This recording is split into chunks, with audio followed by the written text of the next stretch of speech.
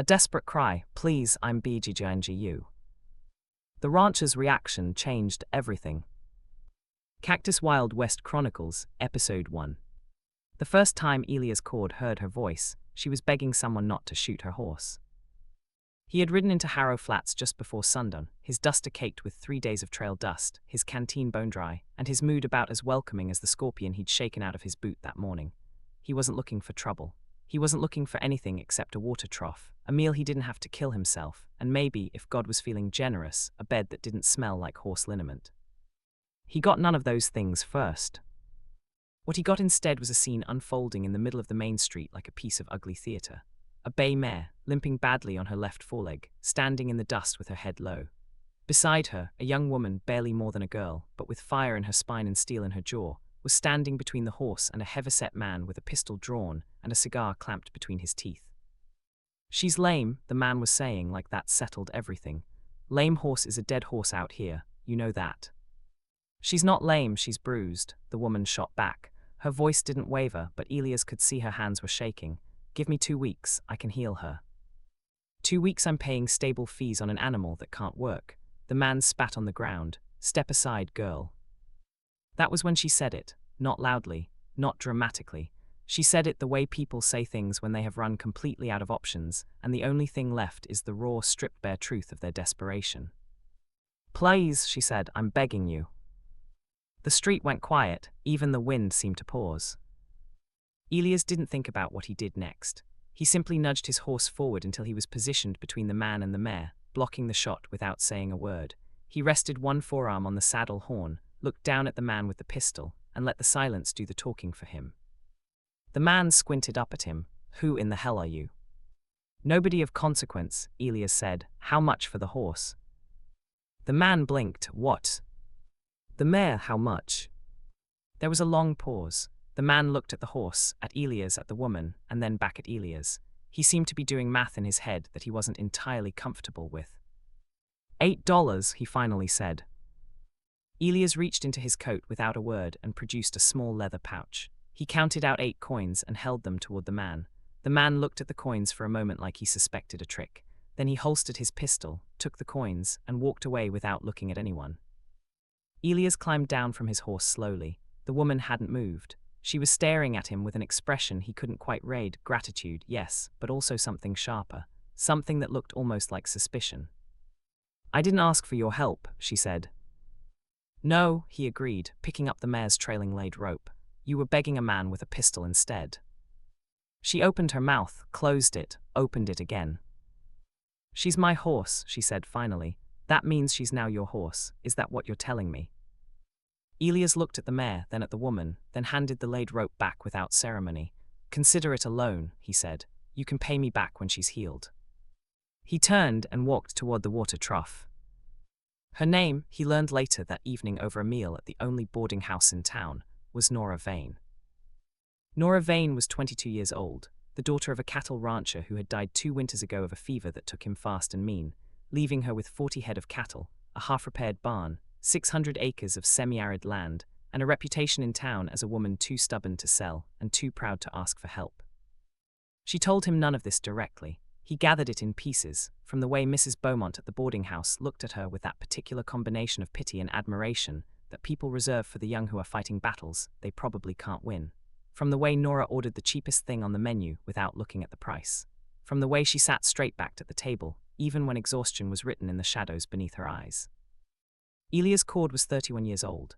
He was a man who had been called many things in his life: drifter, ranch hand, hired gun, unjustly mostly, and occasionally by people who knew him better than most, reliable.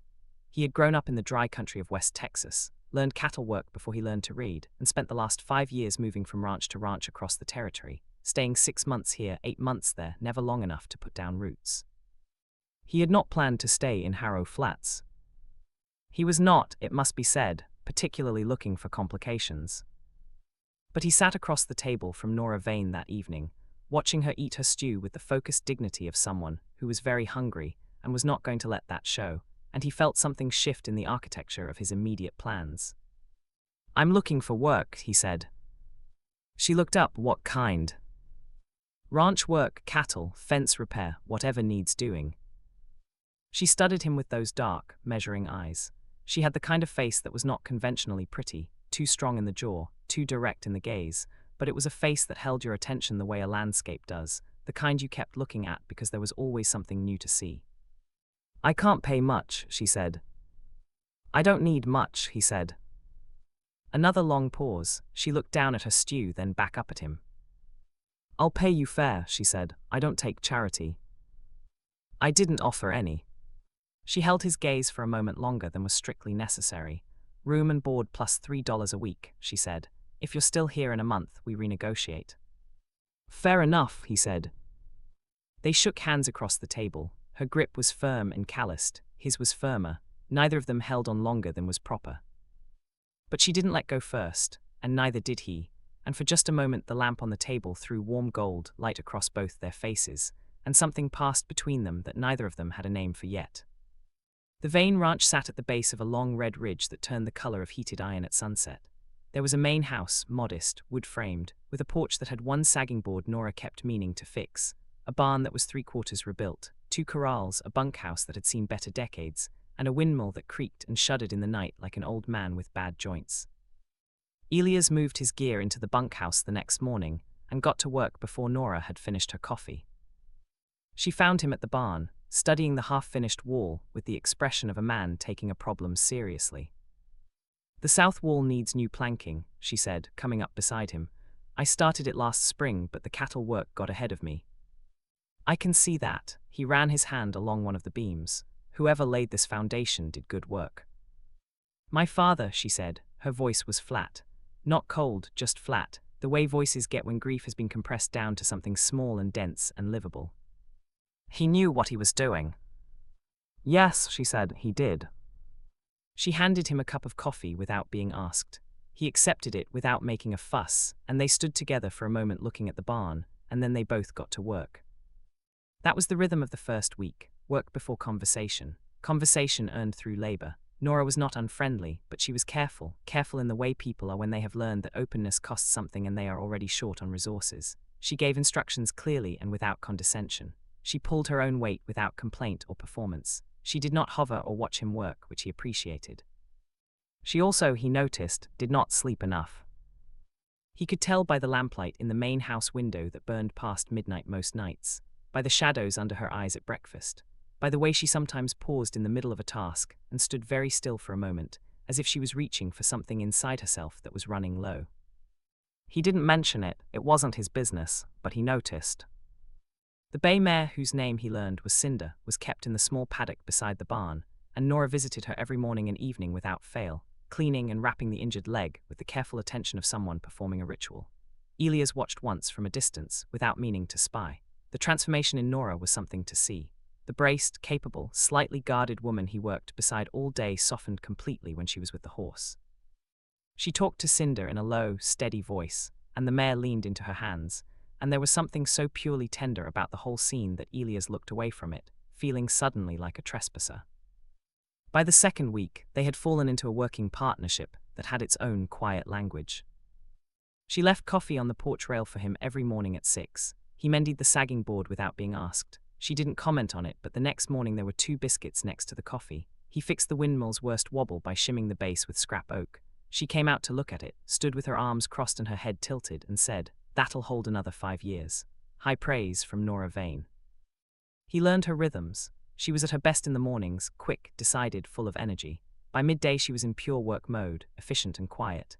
Evenings were when the tiredness showed, and she sometimes sat on the porch steps after supper with a cup of something hot, looking at the ridge as the light went out of it, and she had an expression during those moments that Elias could only describe as carrying something heavy. He started sitting on the other end of the porch steps, not close, not intruding, just present, and after a few evenings of this she started talking. Not about anything urgent, at first. The cattle, the neighbor 2 miles north who was letting his fences go to ruin, the price of grain in Harrow Flats compared to what her father had paid, the way the spring rains came later every year. But gradually, incrementally, like water finding its way through rock, the conversations deepened. "How long have you been moving around?" she asked one evening, her eyes still on the ridge. 5 years, give or take. "You don't miss having a home?" He thought about that honestly, I'm not sure I knew how to have one, he said. She turned and looked at him then, just briefly. That's a sad thing to say. I suppose it is. My father built everything here from nothing, she said. Every board, every fence post. He used to say a man who builds something leaves a piece of himself in the world. She paused. I think that's true. I think I'd feel him less if I sold. Elias looked at the house, at the barn, at the windmill turning slowly against the darkening sky. Then don't sell, he said. Easy to say. I know. She looked at him again, and this time the look lingered. There was something searching in it, not romantic, not yet, just the careful inventory of someone who had learned to take the measure of people slowly and thoroughly before deciding whether to trust them. He held her gaze steadily and let himself be read. Whatever she found, it seemed to satisfy her. She turned back to the ridge and her shoulders dropped a fraction, the smallest releasing of tension, and they sat in comfortable silence until the stars came out. His name was Holt Reardon, and he rode into the Vane Ranch on a Thursday afternoon in early October with 3 men at his back, and a smile that was all surface and no warmth. Elias was mending fence on the east pasture when he heard the horses and looked up. He recognized the type immediately, the studied casualness in the posture, the expensive saddle on a working horse, the way the 3 men fanned out slightly without being told to, like they'd done it before. These were not cowboys. These were something else. He left the fence and walked back toward the house at a pace that looked unhurried, but covered ground quickly. Nora was already on the porch by the time he got there. She was standing very straight, which was always a sign with her, and her arms were crossed, which was another sign. Reardon had dismounted, and was standing at the base of the porch steps with his hat in his hand, which might have looked polite, except that his eyes were doing a slow, proprietary tour of the property that had nothing polite about it. Miss Vane, he was saying as Elias approached, you're looking well. Mr. Reardon, she said, her voice was completely level. What brings you out this way? Just a neighborly call. His eyes slid to Elias, assessed him with professional efficiency, and slid back. I heard you taken on a hand. Glad to see it. Place needs the help. It's getting along fine, Nora said. Reardon smiled. It was the smile of a man who had heard that sentence before and knew how it always ended. I'll come to the point then. The Dawson parcel sold last week. That puts my holdings right up against your eastern fence line now. He gestured broadly. I'm prepared to make a fair offer for the Vane property. Fair price, Miss Vane, more than market value. You could take that money and... No, she said. The word was quiet and absolute. Reardon's smile didn't falter, but something shifted behind his eyes. You haven't heard the number. It doesn't matter. Everything has a number, Miss Vane. Elias stepped up onto the porch. He didn't say anything. He simply stood beside Nora, not in front of her, not between her and Reardon, but beside her, and looked at Reardon with the particular calm that men who have seen real violence often have, a stillness that doesn't advertise itself but is somehow impossible to ignore. Reardon looked at him again. This time the assessment was slower. Your man's welcome to join the conversation, he said. He's not my man, Nora said. He's my employee, and the conversation is finished. There was a beat of silence. Then Reardon settled his hat back on his head and nodded pleasantly. Well, I'll leave the offer open. You know where to find me. He turned and walked back to his horse. His 3 men fell in behind him. They rode out without hurry, which was its own kind of message. When they were gone, Nora let out a long, controlled breath. Elias glanced at her and saw that her jaw was tight and her hands, at her sides now, were clenched. That's not his first visit, he said. It wasn't a question. 3rd time this year, she looked at where the riders had disappeared. He bought out the Kellerman place in the spring. The Dawson parcel, like he said. He's been working his way around me. She paused. He wants the water rights. My southeast corner has the only reliable year-round spring in 20 miles. Elias nodded slowly. He seems patient. He can afford to be. She turned and went into the house. He stood on the porch for a moment, looking at the trail of dust that marked where Reardon's horses had gone. Then he went back to the fence. That night, the lamplight in the house burned, even later than usual. Elias lay in the bunkhouse and looked at the ceiling and thought about men like Reardon, men who wanted things, and had the means and the patience to simply wait until circumstances wore people down. He thought about Nora's father building this place board by board, fence post by fence post. He thought about the way Nora had said no to Reardon with exactly the same tone she used to say everything else, quiet and completely certain. He found himself thinking, in the privacy of the dark, that he had not admired someone that directly and immediately in a very long time. He pushed the thought aside, it was not useful. But it came back. 3 weeks after Elias had paid for her, Cinder walked without a limp. Nora didn't whoop or shout. She stood in the paddock watching the mare move at a slow, even walk, and her face did something complicated and private that Elias, standing at the paddock fence, didn't feel entitled to look at directly. He looked at the mare instead. "She favors it a little still," he said, on the turn. "She'll be right in another week," Nora said. Her voice had a quality in it that might in another person have been tears. In Nora it was just a certain softness, a thinning of the armor. "I knew she would be." "You were right. I usually am about animals." She came to stand beside him at the fence, and they watched Cinder together. "About people I'm less reliable." "That's the same for most people," he said. She rested her forearms on the top rail, close enough that her arm was almost touching his. Not quite. He was very aware of the not quite. "You've been here almost a month," she said. "I have." "You mentioned renegotiating." "I did." She looked at him sideways. "I'd like you to stay, through winter at least. The cattle work gets harder in the cold months and the barn still needs." She stopped, took a breath, seemed to recalibrate. "What I mean to say is you've been good work, and I'd like to continue the arrangement." He understood that this had cost her something, that Nora Vane asking anyone for anything was an expenditure. "Same terms?" he asked. "I can do $4 a week now that the barn's further along." "3.5, he said. "Save the other 50 cents. She turned to look at him fully. "Why would you do that?" "Because you need it more than I do." She held his gaze. For a moment something crossed her face that he couldn't name, a flash of something complicated, something that moved through her eyes and was gone before he could study it.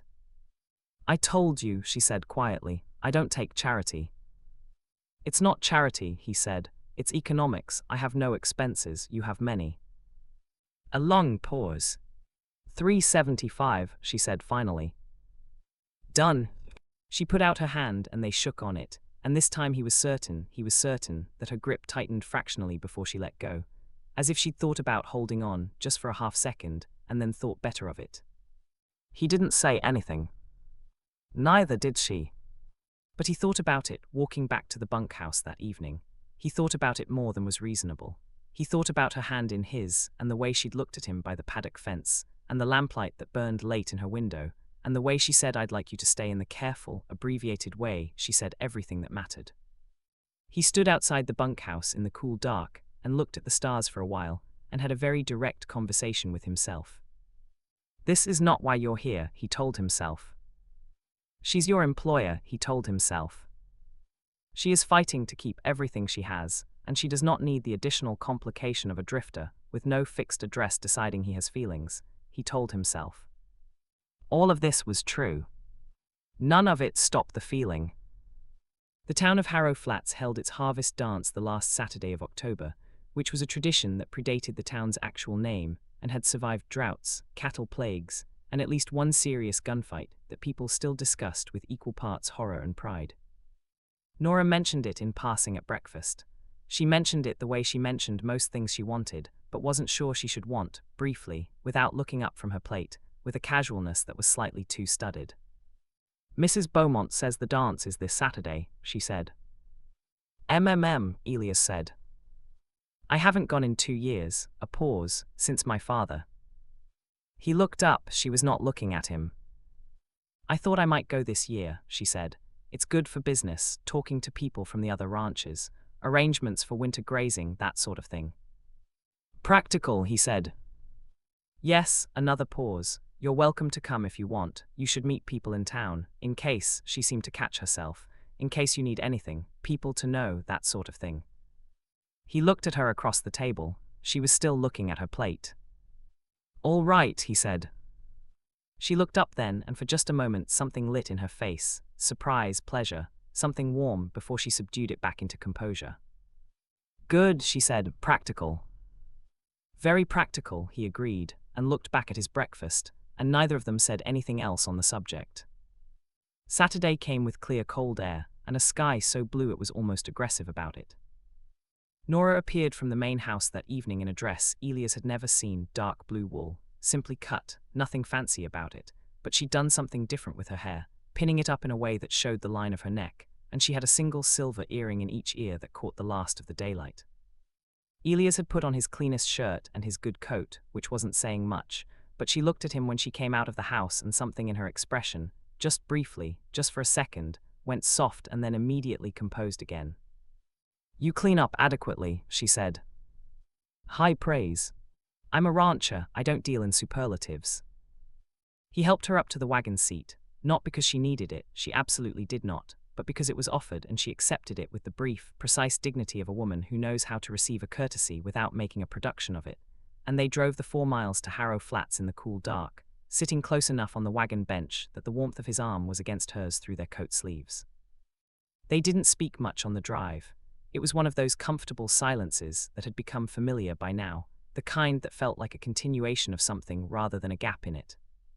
The dance was held in the largest building in Harrow Flats, which was the combined grain warehouse and community hall, and it was already warm and loud when they arrived, smelling of sawdust and cider and too many people in wool coats. Someone had strung lanterns everywhere. A fiddle and a guitar were playing something fast and cheerful in the corner. Nora moved through the room with a practiced ease that told him this had once been natural for her, greeting people by name, accepting a glass of cider, asking after somebody's cattle situation with a directness that was somehow also warmth.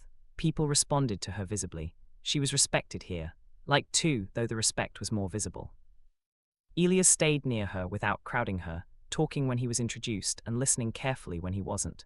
He learned the town in these conversations, who was struggling, who was expanding, who was nervous about the winter. And then he noticed Reardon.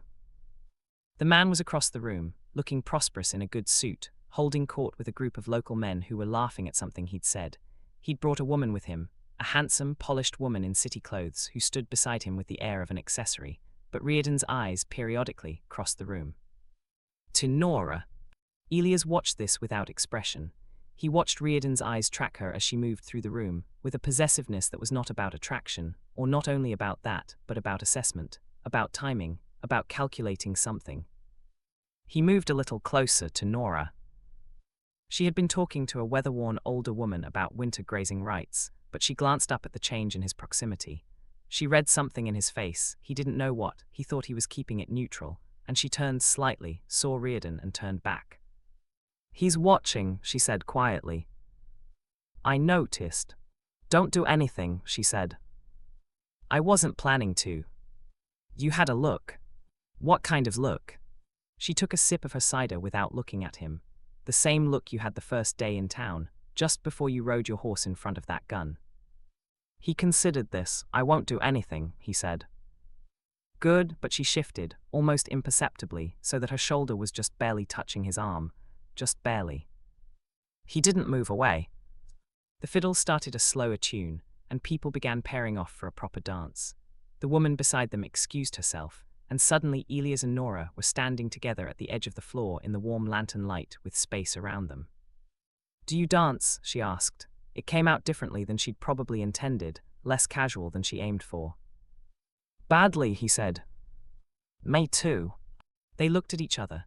He was suddenly very aware of the silver light of her earrings and the particular quality of her eyes in lantern light, which were dark and direct and contained more thought than most people showed. He held out his hand. She looked at it for just a moment, the briefest hesitation, barely perceptible, and then placed her hand in his. They were not good dancers. He was correct about that. He had the cattle worker's body of a man more comfortable on horseback than a dance floor, and she was somewhat stiff at first, holding herself at the exact proper distance with the contained precision of someone trying very hard not to give anything away. But the music was slow and the floor was crowded, and by necessity they moved closer, and somewhere in the middle of the song, the stiffness went out of her and she settled into the rhythm, and his hand was on her waist and her hand was on his shoulder, and they moved together in the warm, pressing crowd with something that felt, despite everything, entirely natural. She didn't look at him for most of it. Her gaze was somewhere over his shoulder, but near the end of the song she looked up. Their faces were close. The noise of the room was all around them. Somewhere behind her, Reardon was watching. He could see her heartbeat in the column of her throat. "Elias," she said, not asking anything, just saying his name. "Nora," he said, just answering it. The song ended. They separated, not quickly, not abruptly, but with a care that was almost its own kind of intimacy, the careful unthreading of hands, the step back, the polite smile she gave him that said we are being normal, this is normal, everything here is normal.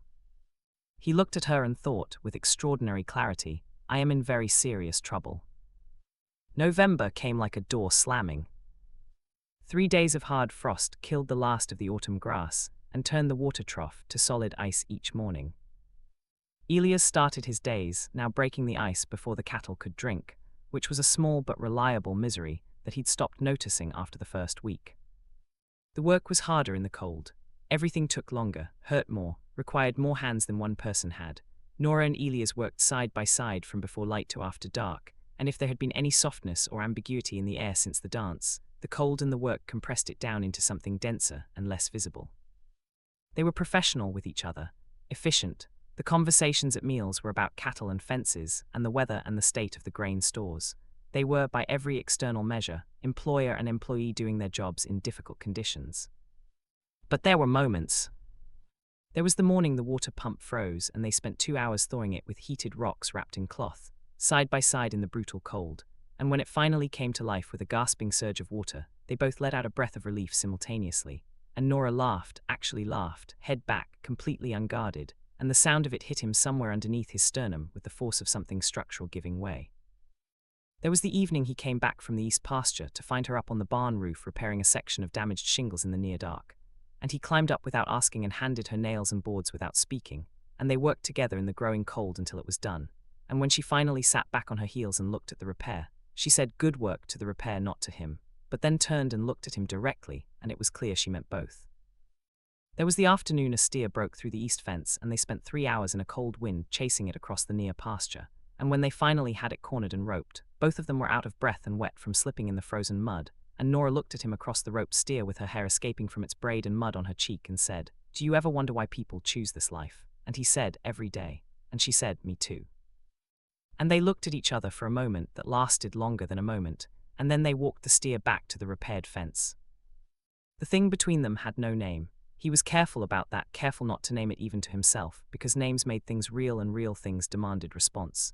He had no right to name it. He had come here to work. She had hired him to work. She was fighting for everything her father had built, and she needed clarity and dependability, not a ranch hand with complicated feelings and no fixed address. He was very disciplined about all of this. It worked about 60% of the time. The letter from Reardon arrived on a Wednesday. It was delivered by one of his men to the front porch, left there while Nora was in the barn. She found it when she came back to the house at noon, and when she read it, Elias watched every line of her face go careful and still in a way that was worse than anger. She handed it to him without saying anything. It was not a threatening letter. It was written in careful, legal language, the language of someone who had a lawyer and knew it. It stated that Reardon had acquired the note on the Vane Ranch, the mortgage her father had taken out to finance the barn reconstruction, from the bank, that the note was due in full on the 1st of February, that he was prepared to extend the term in exchange for the southeast water rights. Or, alternatively, he was prepared to accept the deed to the property in full settlement. Elias read it twice, then he set it down on the kitchen table. "When did your father take the mortgage?" he asked. 3 years ago, when the barn roof collapsed after the blizzard. Her voice was flat. He was current on the payments. I've been current on the payments. How much is left on the note? She was quiet for a moment. $240. He absorbed that. It was not an insurmountable amount.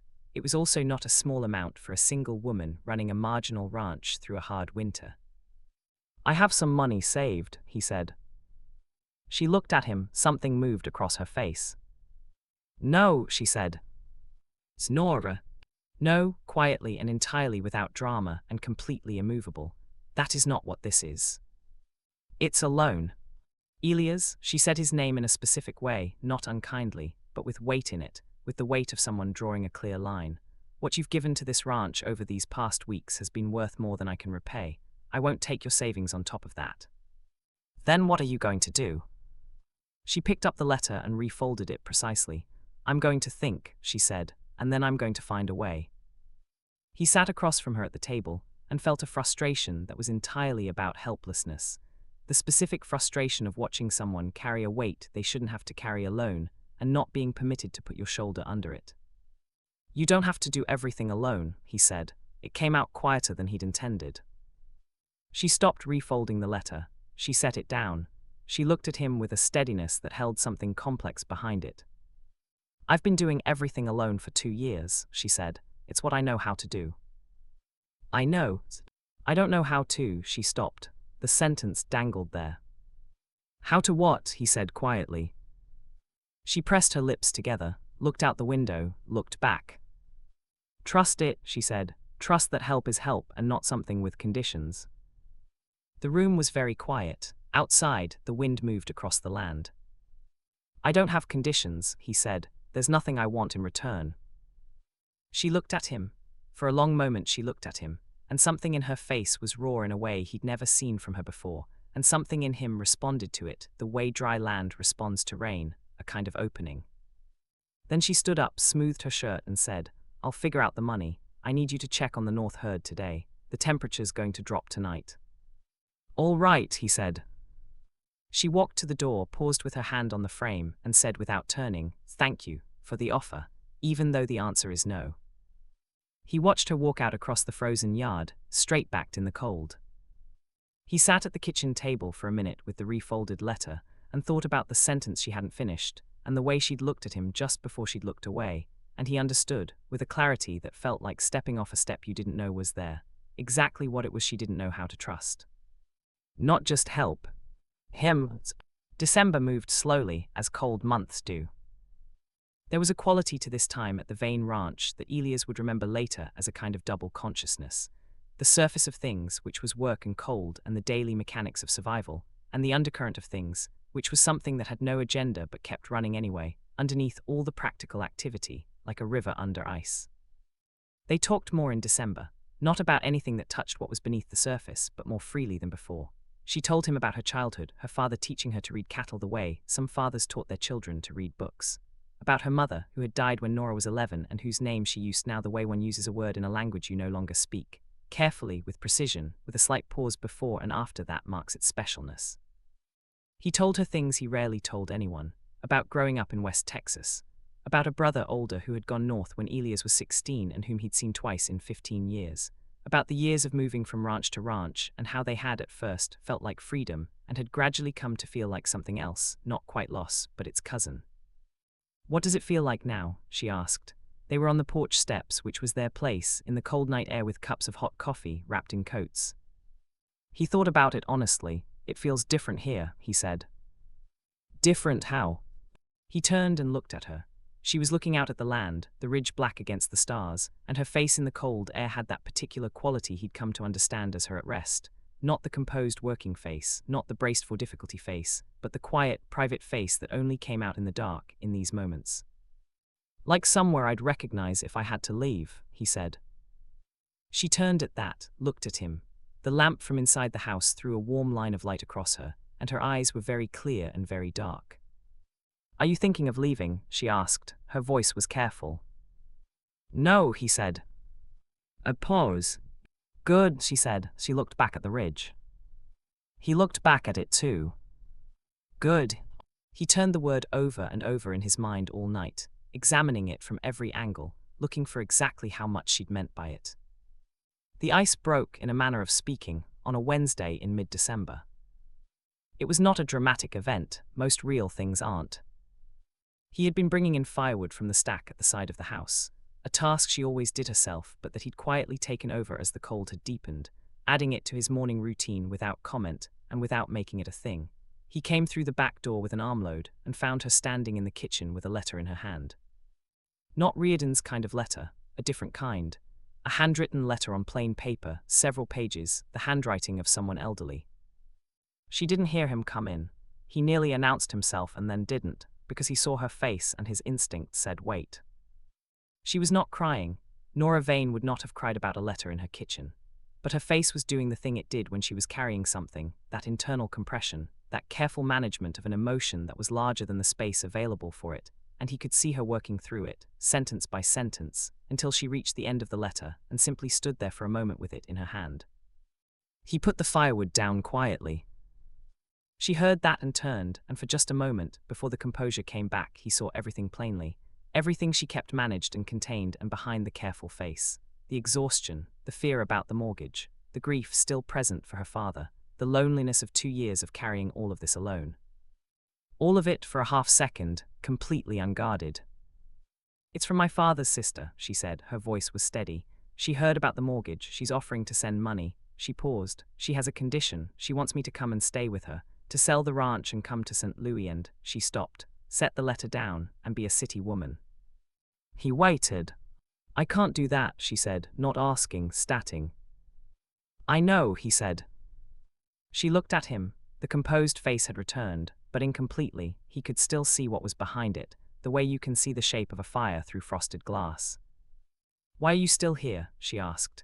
It came out differently than he thought she'd intended, more direct, more something else, less the employee assessing the employee question, and more something rower than that. He looked at her for a long moment. "You know why," he said. The words came out quiet, not bold, not declarative, just honest, just what was true. She went very still. The kitchen was warm from the stove. Outside, the cold December light sat flat and grey on the land. The letter from her aunt lay on the table between them. "Elias," she said, his name again, in the way she used it when she was being precise about something. "Yes," he said. That, she picked up the letter and set it down, picked up her coffee cup and put it back, the small controlled agitations of a person thinking something through very carefully. "I don't know what to do with that." "You don't have to do anything with it," he said. "I'm not asking you to." "Then why say it?" "Because you asked a direct question." He held her gaze. "I try to answer direct questions directly." She was quiet for a moment. When she spoke again, her voice was lower, and something in it had changed. Some frequency had dropped, become more private. "I'm not," she stopped, started again. "I've been alone for a long time. I've gotten used to making decisions based on what I need, not on," another stop. "I've kept everything very clear, everything with its proper place." "I know that," he said. "And then you," she looked at him with something that was almost exasperated, almost amused, almost something else entirely. "You fixed my windmill." He blinked. "You fixed my windmill," she said again, "and you paid for my horse, and you sat on my porch steps every evening until I started talking, and you gave me back the right change on my wages, and now I am," she pressed her hand flat on the table, steadying herself, "I don't know what I am now." He said nothing. He had learned with Nora that the right response to certain things was simply to be present and let the moment breathe. She looked at her hand on the table, then at him. "I am aware," she said carefully, "that you have feelings." "I have feelings," he confirmed. "I'm not," she took a breath, "I'm not prepared to manage another person's feelings on top of everything else. That's not," she looked up at him, and her eyes were very serious and also underneath the seriousness, very tired. "Does that make sense to you?" "It makes perfect sense," he said. But she hesitated. "I am also aware that I might have," a pause that lasted a long time, "feelings." The word, so carefully deployed, landed in the kitchen like a stone into still water. "Nora," he said. "Don't," she said. "Don't say anything yet. I just needed to say it plainly, because I don't know what to do with any of this until I know what's happening clearly." She looked at him. "Is it happening clearly?" "Yes," he said, "I think it is." "Good." She picked up the letter from her aunt, folded it, and put it in her coat pocket. "I need to reply to this, and then I need to think about the mortgage, and I need to check the North Herd." She moved toward the back door. "Nora," he said. She stopped with her hand on the door frame. The same posture as before, hand on the frame, not quite facing him. The posture she took when she was saying something important and needed the stability of it. "Yes," she said. "For what it's worth," he said, "I'm not going anywhere." A pause. "Good," she said again, in the same tone as before, in the dark on the porch steps. She went out into the cold. He stood in the warm kitchen and breathed, and felt something settle in him that had been moving for a long time. The mortgage deadline was the 1st of February. It was now the 20th of December. Nora had a plan, which she laid out for him over dinner one evening with the flat pragmatism of a general briefing a subordinate. She was going to sell 12 head of cattle, her best 12, which hurt, but the numbers worked, along with 2 horses and the second wagon, and most of the stored grain beyond what they'd need to last the winter. She'd spoken to 3 ranchers at church and had buyers lined up for all of it. If the prices held, she'd come within $20 of the full amount, and she had that much in the house. "It strips us back," she said, Spring will be late, we'll have to rebuild the herd slowly. She looked at her notes. The ranch will be functioning, not flourishing, for at least a year. He looked across the table at her. You've been working this out for weeks, he said. Since the letter came, she set her notes down. I don't panic well, I plan. I've noticed. I wanted to have a solution before. She stopped. Before what? She looked at him directly. Before anyone could think I needed rescuing. He held her gaze and chose his words with some care. For the record, he said, I never thought that. I know, she said, but I needed to know it myself. He nodded, that he understood completely. The sale is arranged for 2 days after Christmas, she said, returning to the practical notes. I'll need your help moving the cattle. It's a long drive. I'll be there. And she looked down at her notes, then back up. I'd like you to be there when I deliver the payment to Riordan's banker, as a witness. Of course. Not as, she paused. Not for protection, I can speak for myself. I know you can. Just as a witness to the transaction, she looked at him steadily, to make clear that this is a business matter and not the word she didn't say was surrender. He heard it anyway. Understood, he said. She nodded, collected her notes, stood to clear the plates. He stood too, and she handed him the plates, and they cleared the table together in companionable silence, and somewhere in the process of moving between the table and the sink and back, in the warm small space of the kitchen, his shoulder touched hers. They both went still for a moment. Neither of them moved away. Then she went back to the table for the last cup, and he turned back to the window over the sink, and the moment passed, and neither of them mentioned it. But in the kitchen that night it was very warm, and neither of them were in any hurry to leave it. Christmas came with unexpected snow. It wasn't the brutal, dangerous kind, just clean and white and quiet, covering the yard and the ridge and the barn roof in a layer of soft silence. Elias woke to it and stood outside the bunkhouse for a moment just looking, and felt something old and quietly happy, the residue of childhood Christmases before things got complicated. Nora had, with characteristic understatement, prepared a proper Christmas dinner. He walked into the main house at noon and found the table set with a cloth he'd never seen before, something fine and embroidered that had to be from before her mother died, and a meal that represented an investment of time and care that was completely disproportionate to the stated occasion and spoke, plainly, of intention. I don't usually make a fuss, she said, before he could say anything about it. She was at the stove with her back to him, but it's been a hard year and I thought. It's very fine, he said quietly. She turned. She had, he noticed, with a particular quality of attention, taken time with herself that morning. Her hair was neat, and she'd changed into a shirt he hadn't seen before, a dark green one that suited her very well. Merry Christmas, she said, like she was saying it but also bracing slightly against it, the way one braces against things that matter. Merry Christmas, Nora. Something moved across her face, warm and brief and quickly reabsorbed. She turned back to the stove. He had gotten her something. It was not a significant thing, which he'd been careful about, aware of the precise width of the line between a gesture and a statement. He'd found it in the general store in Harrow Flats on a supply run 2 weeks earlier. A small journal, plain brown leather, the kind she could use for the ranch accounts or for her thoughts, either way. He'd had the man at the store press a single letter into the cover. V for Vane. He put it on the table beside her plate.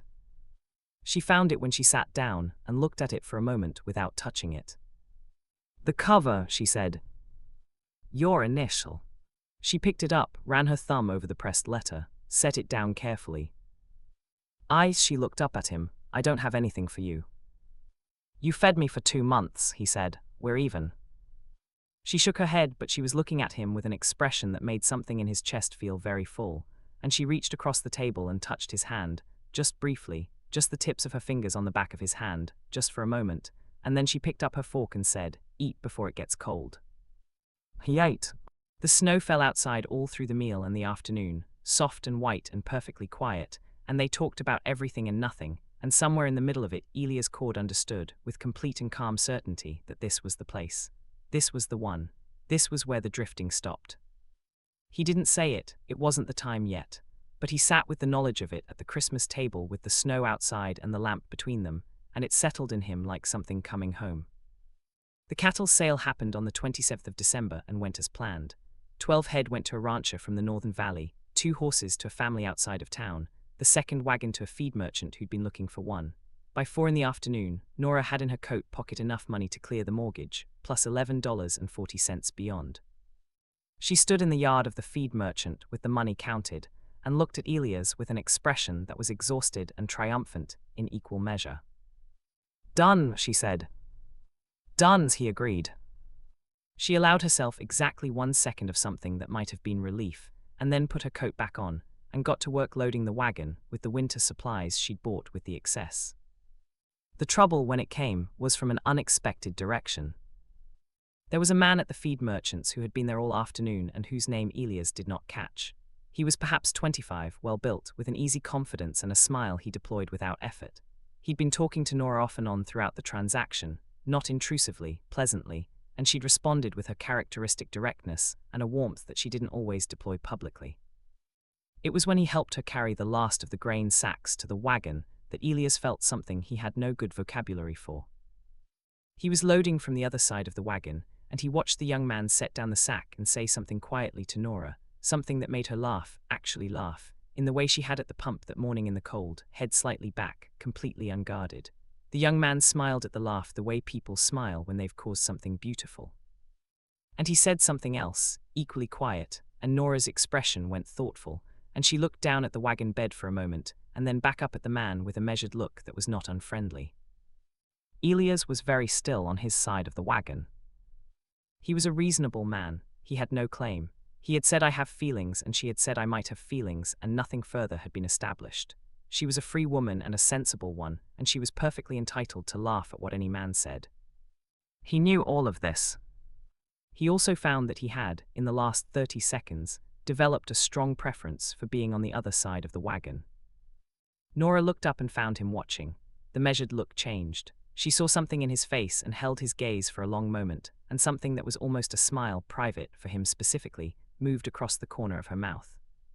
She said something to the young man that was final and clear in tone, even at a distance, and came around to Elias' side of the wagon. "Ready," she said. "Ready," he said. She climbed up to the wagon seat. He climbed up the other side. As he picked up the reins, she said without looking at him, "His name is Joel Carey. He's a nice person and he has a ranch and no wife." "I wasn't," he started. "You were," she said. A pause. "He seemed pleasant," Elias said carefully. "He is pleasant." She looked at him from the corner of her eye. Her voice was entirely even. "He's also not someone I'd choose." The implication of "as opposed to someone I might" was either present or it wasn't, and he was not going to ask her to confirm it, and she was not going to confirm it unprompted, and they both knew this, and somehow the shared knowledge of what neither of them was saying filled the space between them on the wagon seat in a way that was both more restrained and more intimate than anything that had been said directly. He clicked the horses forward into the cold evening, and she sat beside him on the bench, and neither of them said anything for a mile, and it was possibly the most communicative silence he had ever participated in.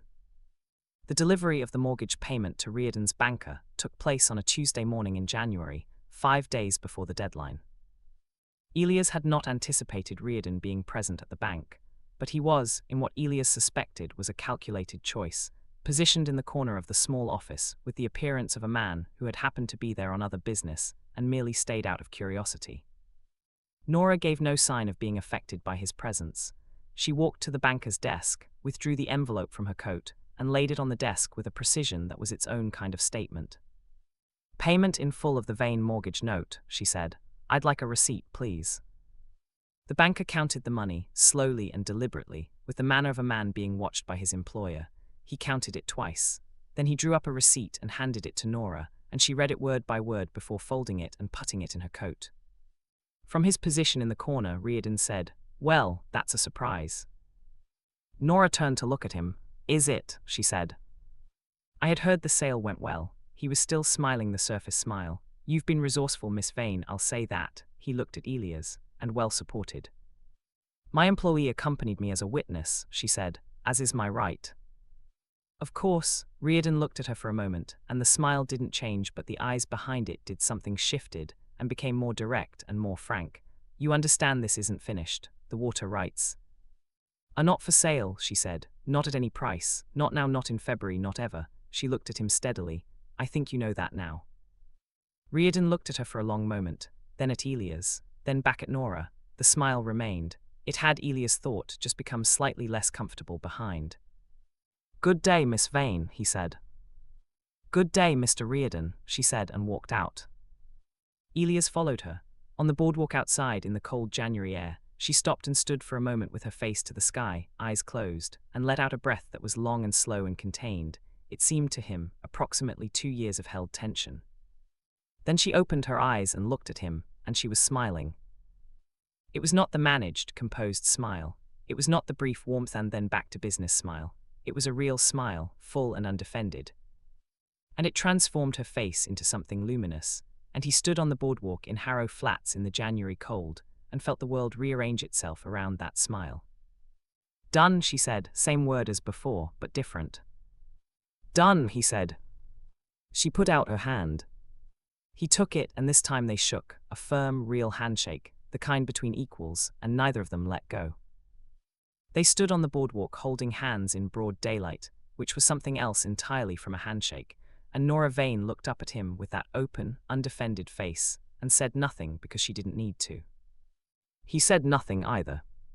When she finally let go of his hand, she looked at it for a moment, then at him, then she squared her shoulders and said, "We should get back. The herd won't check themselves." "They really won't," he said. She started walking toward the wagon. He fell into step beside her. "Elias," she said, without looking at him. "It's Nora. I'm going to need," she paused. "Time, I need some time. I've been alone for a long time and I don't know how to." She made a small gesture that seemed to mean all of this. "I don't do anything carelessly. I need to be sure." "I know," he said. "I'm not asking for anything." "I know you're not." She looked at him from the side. "That's part of the problem, actually."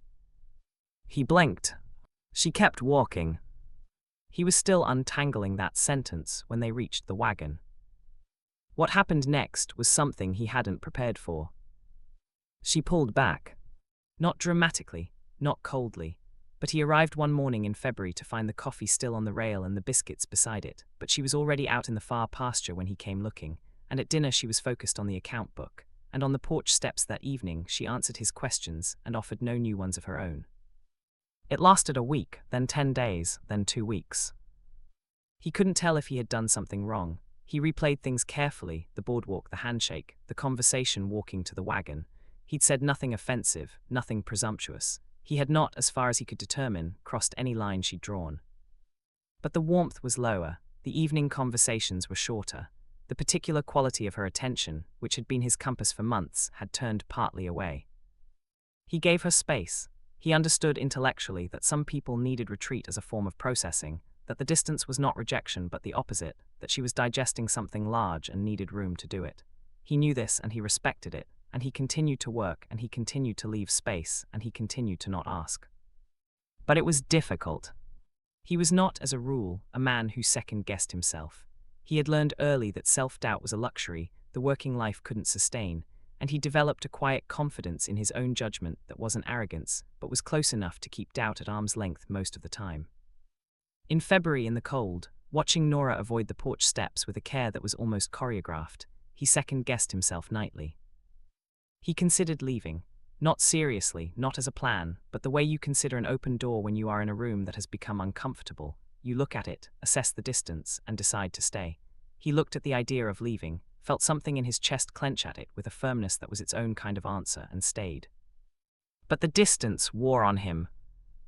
The storm came in the second week of February with 2 days of warning from the pressure and the sky color and the way the cattle were acting, and Elias and Nora spent those 2 days methodically preparing, moving the herd to the protected south pasture, double banking the barn with hay, checking every window and door and the roof they'd repaired in November. Working together like this, they recovered something, the ease and the rhythm came back, the wordless language of 2 people who knew each other's work patterns and trusted them. They were good in an emergency. They had always been good in an emergency. The storm hit on a Thursday and lasted 2 days. The barn held, the cattle held, the windmill lost a blade but the pump stayed working. On the second night, when the wind was at its worst and the house was trembling slightly in the gusts, they both ended up in the kitchen late because neither of them was sleeping. She was at the table with a lamp and the account book, wearing a heavy wool sweater and her socks, her hair loose down her back in a braid that had mostly come undone from the day. He came in from checking the barn and she looked up. For a moment he saw her as she never presented herself to the world, caught off guard, unglamorous human, the account book, the loose braid, the shadows of tiredness, the lamp making her eyes very dark. "How does it look out there?" she asked. "Barnes holding, wins at its worst, I think." She nodded. "Come sit down, there's coffee." He sat across from her. She pushed the coffee toward him and went back to her accounts. For a while there was only the sound of the wind outside and the scratch of her pencil and the occasional shift of the fire. Then she set the pencil down. "I owe you an explanation," she said. He looked up. She was looking at the account book, not at him. "You don't owe me anything," he said. She moved the pencil. "I have been unkind." "You haven't been unkind." "I've been distant." She looked up at him now. "And I know you've noticed, and I know you haven't said anything about it, and that," she paused, "that is exactly the problem, actually. You keep being patient and decent, and I keep," she put her hand flat on the table, "I don't know what I keep doing." He said nothing. He waited. "I've been frightened," she said. The word landed in the kitchen with some effort, the way words that don't get used often land. "Not of you, of," she looked for the right word, "of the shape of things, of what it would mean to," she pressed her lips together, "to let it be what it is." The storm outside filled the pause.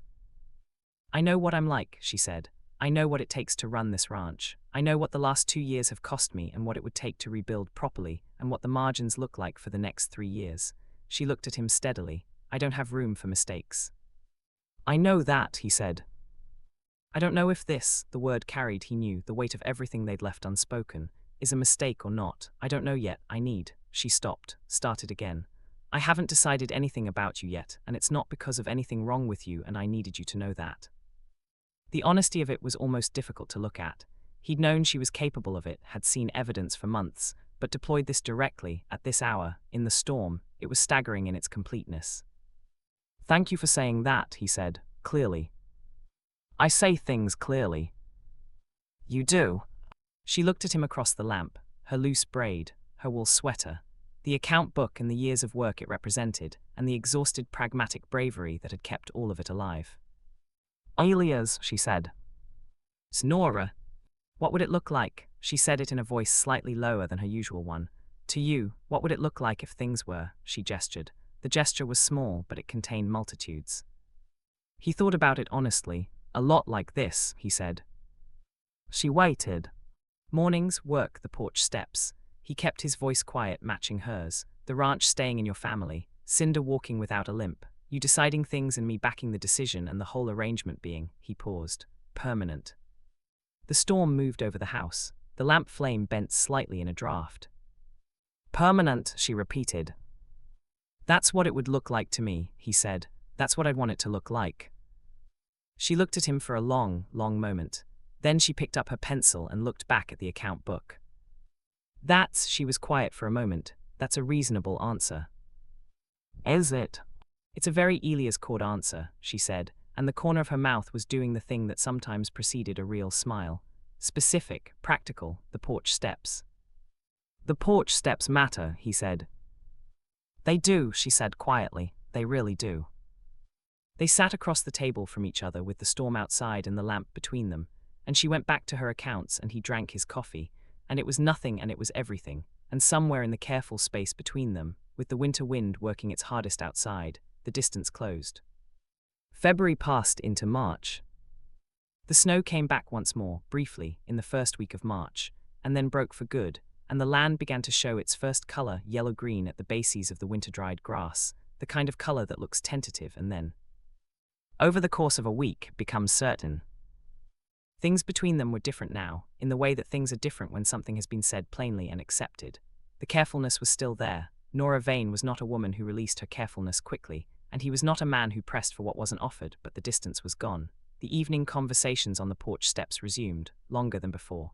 The silence between them had recovered its comfort.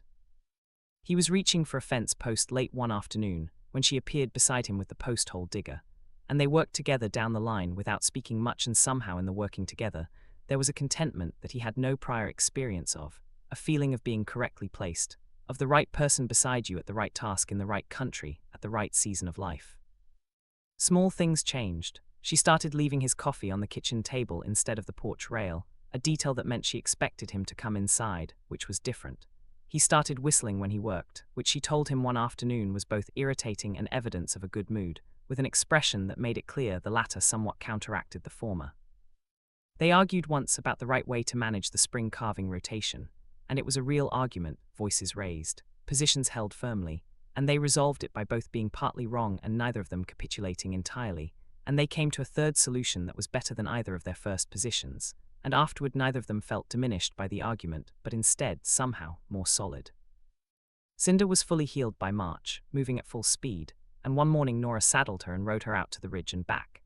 Elias watched from the yard, shading his eyes against the early spring light, and when she came back at a canter with her hair coming loose in the wind and Cinder moving under her in the powerful, easy stride of a healthy horse, the sight of it was so openly beautiful that he stood in the yard and just looked, feeling something vast and warm and undefended move through him. She pulled up beside him and looked down. "She's perfect," she said, and her face was so openly glad that he had to look away for a moment to get his own expression back in order. "You were right about her," he said. "I usually am about things I care about." She looked at him from the horse, a pause, Elias. "It's Nora. Spring's coming." "It is." She looked at the ridge, at the new green in the grass, at the sky that was clearing from winter grey to the specific blue of a high plains spring. "I'd like you to stay," she said. "Not through spring, not through summer." She looked back at him. Her face was very clear and very direct and completely composed and completely open at the same time, a combination he'd never seen on anyone else, and that was, he thought, entirely Nora. "I'd like you to stay." He looked up at her on Cinder in the spring light. "I know," he said, "I'm already staying." She held his gaze, something moved in her eyes, some final careful thing letting go. Then she swung down from the horse, landed lightly on her feet beside him and stood very close enough that he could feel the warmth of her in the cool spring air. She looked up at him. She was several inches shorter, a fact that had never registered much until now, and he was aware of everything: the green ridge behind her, the clean sky, the horse breathing beside them, the feel of the ground. "I haven't decided everything," she said quietly. "That's all right. I'm not," she paused, "I'm not the kind of woman who—" "I know what kind of woman you are," he said. "I've been watching you work for 6 months. Something crossed her face at that, not the managed expression, the real one. He reached out and touched her face, just his hand against her jaw gently, not asking anything, and she closed her eyes for a single moment. One moment. The spring wind moved through the yard and the grass bent and Cinder shifted her weight, and everything else in the world was very quiet. When she opened her eyes, they were very dark and very clear. "Well," she said. "Well," he said. She put her hand briefly over his, just her fingertips, just for a moment. Then she took the reins, said, "I'll put her up," and walked Cinder toward the barn with her characteristic directness and her straight back and the particular way she moved across her own land that was different from the way anyone else moved anywhere. He stood in the spring yard and watched her go. He was smiling, he realized, just quietly to himself in the spring morning. He went back to work. Reardon was not, as it turned out, finished. He had been quiet since the bank payment, quiet in the way that purposeful people are quiet, not absent, not defeated, but repositioning. Elias had kept a peripheral awareness of him, the way you keep a peripheral awareness of weather. In April, 2 of Nora's fence lines were cut. Not broken, cut. A clean, deliberate cut, in sections that would look like wind damage or animal pressure from a distance, but were unmistakably intentional up close. They lost 3 head of cattle through the gaps before they found them. Nora looked at the cut wire with the face she used for carrying heavy things. "I can't prove it," she said. "No," Elias said. "And if I confront him without proofs, he'll deny it and the confrontation will look like weakness."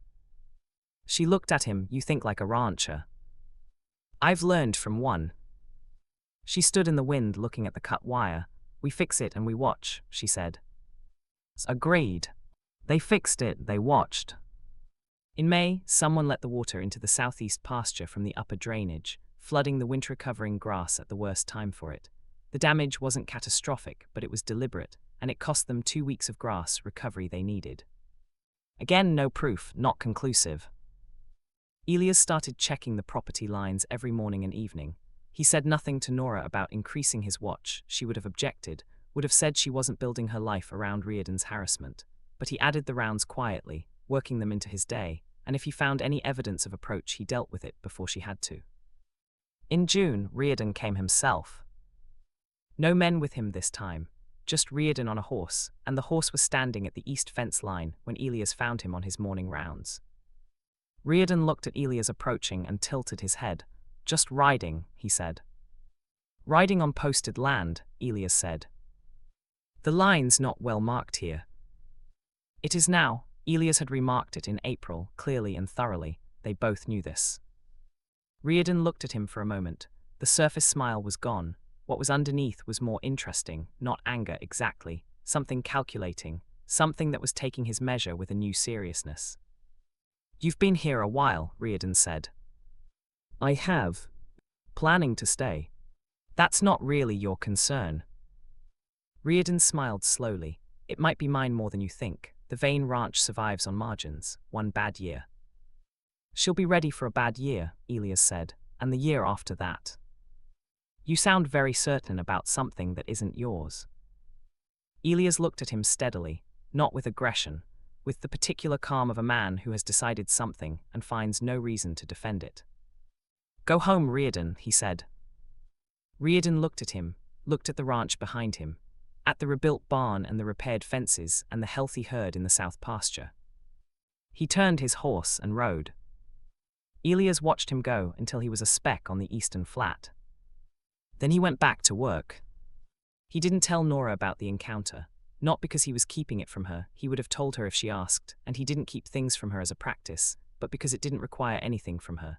Reardon was a fact of the landscape, like drought or hard winters. You prepared for him and you handled him and you got on with things. She found out anyway, because she always did. She brought it up that evening on the porch steps, with the directness she brought to everything. "Joel Carey told me in town," she said. "He was riding the next ridge over and he saw you at the east fence with Reardon." "I wasn't keeping it from you," he said. "I know," she looked at the ridge. "What did he say?" He told her, plainly and completely. She was quiet for a moment. "He's not going to stop," she said. "No, but he's also not going to win." She turned and looked at him. In the particular quality of her look was everything she knew about him now, accumulated through 7 months of work and weather, and the slow, patient accumulation of trust. "No," she said, "he's not." They sat in the cool June evening, and the land spread out before them, green now, genuinely green. The spring having kept its promise, and the windmill turned in the evening breeze with a clean, even creak, the shimmed windmill, the one that would hold another 5 years. Nora leaned, fractionally, against his shoulder. Not much, just slightly, just enough. He didn't move. She didn't move. They sat in the green evening and the windmill turned and the land held them, and it was home, his home, by adoption and by choice and by the weight of everything they'd built together in 7 months, and it felt so unmistakably, so permanently right that he closed his eyes for a moment and just breathed it in. It was a Saturday in late June when she finally said it properly. They had been in the south pasture all morning, checking on a calf that had been born the previous night, and arrived early, small and uncertain on its legs, but alive, and by the morning's check moving with increasing confidence in the close summer grass, while its mother watched it with the attentive calm of an animal fulfilling its purpose. Nora crouched beside the fence and watched the calf for a long time. Elias stood beside her. The summer morning was warm and clear, the kind of morning that makes the harder ones seem briefly impossible. "He's going to be fine," Elias said. "He is," she agreed. She stood, brushed the grass from her knees, looked at him. "Elias," she said. "It's Nora." She looked at him with that measuring look, but different now, he thought, from the measuring look of October and November. Not the look of someone evaluating whether to trust. The look of someone who had decided and was taking the measure of what came after. "I've decided," she said. He waited. "I've been thinking about it since February, which you know, and I've been careful about it the way I'm careful about everything, and I'm finished being careful about this particular thing." She took a breath. "I love this land, I love this ranch, I love what my father built and what I've kept and what we've," she paused, "what we've rebuilt together." She looked at him steadily. "And I love you, I think I have for some time." I was slow to say it because I needed to be sure, and I don't say things I'm not sure of, and I'm sure. The summer morning was very still. He looked at her face, her serious, direct, particular face, the face that had been in his thoughts every morning and every night for 7 months, the face that was entirely itself and no one else's, the face that had become, without his planning it or asking for it, the face of home. "Nora," he said. "Yes." "I knew in October," he said. "I've been waiting for you to finish being sure ever since." Something moved through her face, surprise, and then something that was both relief and something deeper than relief, and then the real smile, the full undefended one that he'd seen only a few times, and that, every time, rearranged something in the world. "That's a very patient thing to do," she said. "I'm a patient man." "You're an infuriating man, actually," but she was still smiling. "October, you knew in October and you said nothing." "You needed to decide for yourself," he said. "I wasn't going to decide it for you." She looked at him for a long moment. Then she took one step forward, which put her very close to him, close enough that he could see the exact color of her eyes in the summer light, dark brown, with something warmer in them now, something open. "Good decision," she said quietly. He put his arms around her, carefully and completely, and she put her arms around him, and they stood in the south pasture in the summer morning, with the calf finding its legs in the grass and the ridge red in the distance and the sky utterly blue, and held on. There was no hurry. There was all the time that belonged to a decision made properly, a thing arrived at with full knowledge of what it was. She pressed her forehead against his jaw, and he felt her exhale, a long, genuine exhale, and something in her that had been held carefully for a very long time simply let go. "What now?" she said against his shoulder. "Now we go check the north fence," he said. She laughed, fully and genuinely, against his shoulder, the way she had at the pump in November. "You are deeply unromantic," she said. "The fence still needs checking." "It does," she agreed. She pulled back and looked at him with shining eyes and a radiant, incredulous expression. "You paid $8 for my horse." "Best $8 I ever spent." She shook her head, turned toward the north pasture. "Come on then."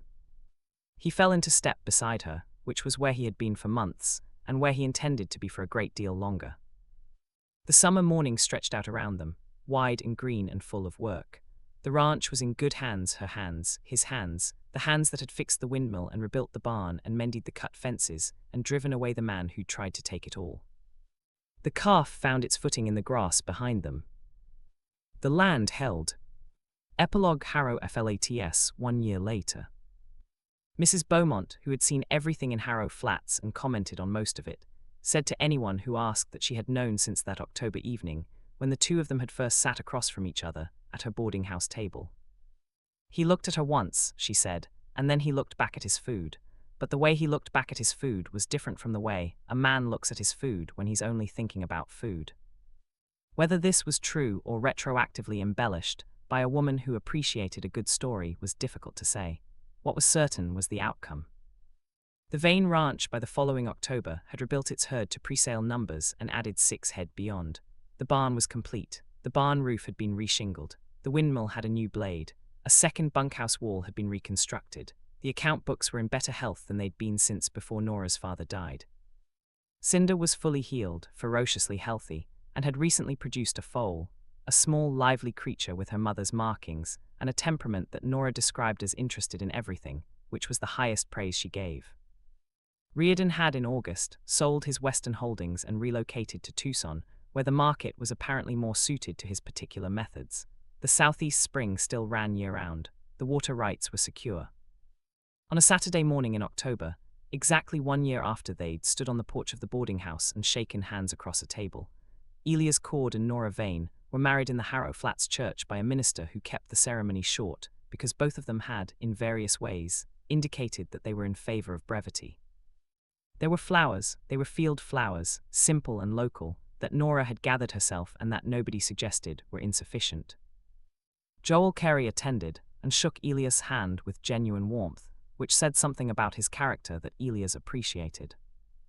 Mrs. Beaumont cried and was not apologetic about it.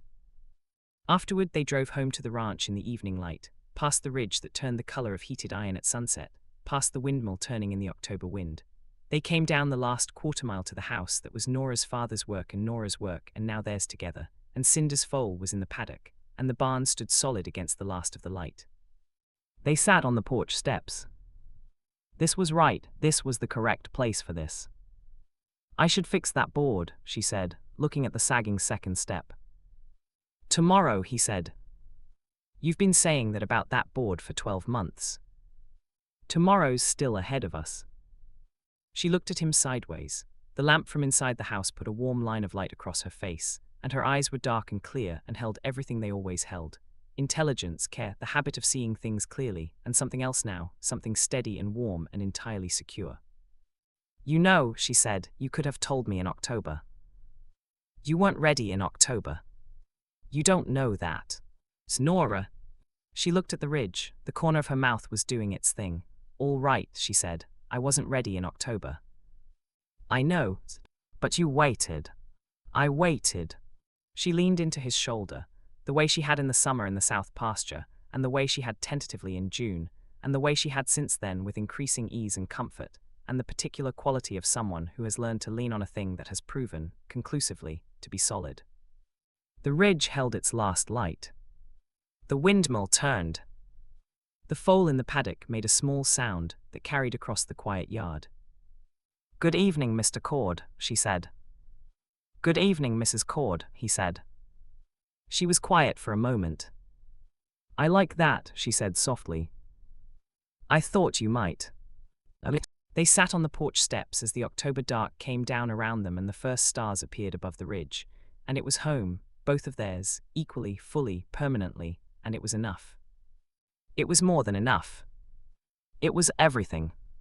The end for now. Bell final hook and call to action. She had built this ranch from grief and sheer will. He had arrived with dust on his coat and $8 and no plan to stay. And yet. Some stories don't begin with grand gestures. They begin with a man riding his horse in front of a gun. They begin with a water trough and a boarding house table and 2 cups of coffee on a porch rail. They begin with the kind of patience that most people mistake for nothing happening and turn out to be everything. Nora and Elias have their ranch, their future, and each other. But the West doesn't stop for happiness. There's a stranger coming into Harrow Flats who recognizes Elias from his life before, and what that man knows could change everything Nora thinks she knows about the man she married. Should I tell you what happens next? Backhand index pointing down, drop a comment below. Part 2, if you need to know what the stranger knows. Bell subscribe so you never miss the next chapter of Wild West Chronicles. Read like this story if you stayed until the very end, and if you cried at least a little at the porch steps, that's between you and the algorithm.